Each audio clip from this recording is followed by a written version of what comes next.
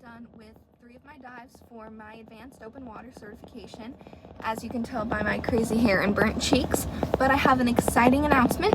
We are going to be diving the USS Vandenberg tomorrow, and that's fantastic.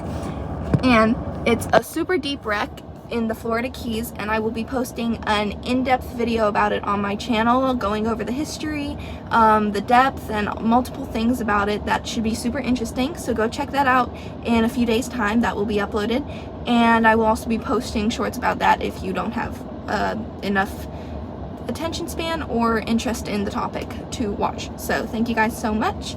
Today's dive was just about 30 feet max, and we went on reef. We did navigation, buoyancy, and fish identification. So those are 3 of the 5 things I have to learn.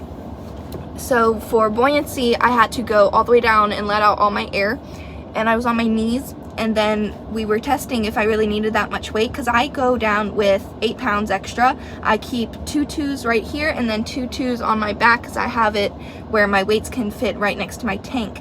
And so I had that, and I went down and I dropped one of my weights, which I started to slightly lean, so it showed that I needed to do that. And then I had to hover for a minute, just like get a little bit above the sand and just sit there and just no kick, no arms, no nothing, and just be there and see and make sure my buoyancy is correct. So that was interesting. And then we just continued the dive, making sure I didn't like butt up in the air, had to kick like this, made sure I wasn't floating or anything, just to test my buoyancy.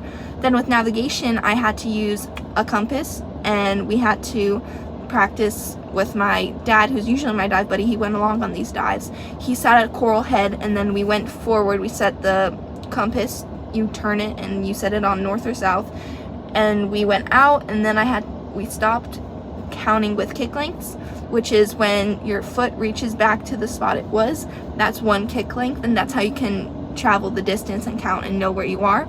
So we had to do that, and then the guy stopped me, and I had to turn back and follow the compass heading back. And then we did a search grid, a 4 search grid, so you just have to go and your kick lengths. We did 5 kick lengths, and then 90-degree turn, and then you set the compass, and then 90-degree turn, kick, 90-degree turn. It was actually funny, someone had lost their flashlight, and just where we had decided to do our search grid, we actually found the flashlight. So that was kind of like a coincidental real-life search grid simulation.